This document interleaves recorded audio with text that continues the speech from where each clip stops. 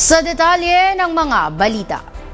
Kumustahin muna natin ang sitwasyon sa Pier 4 sa Manila North Harbor ngayong Martes Santo sa patuloy na Holy Week exodus patungong probinsya. Naroon si Gazi Sarip para sa kabuang balita. Gazi? Tumaas man ang pasahe sa barko, patuloy pa rin ang dagsa ng mga tao sa Port of Manila para sa bakasyon ngayong Semana Santa.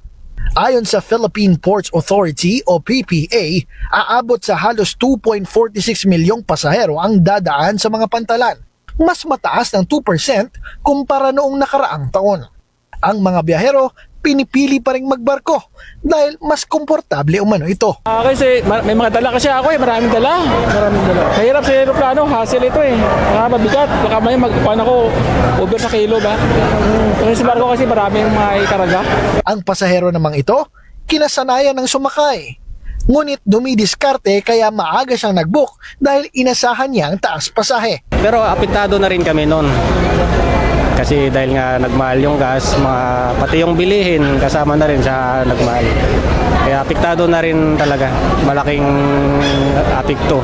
Inamin naman ng PPA na ang tansyang bilang ng pasahero ay maaari pang mabago dahil nga sa pagsirit ng presyo ng langis na nagtulak sa mga shipping line na magtaas ng pamasahe at magbawas ng biyahe. Sa kabila nito, hindi pa rin mapipigilan ang pag-uwi ng mga Pilipino para sa holiday at tradisyonal na paggunita ng Semana Santa. Siyempre, for the experience.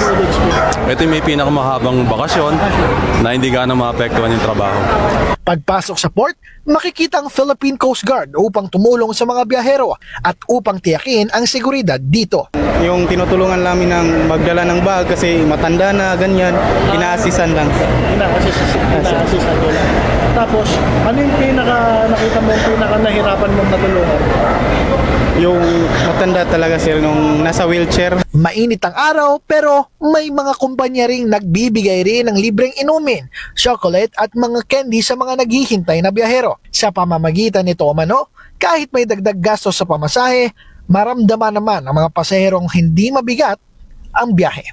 Mula rito sa Port of Manila, ako si Gazi Sarip, nag-uulat. Maraming salamat sa iyo, Gazi Sarip.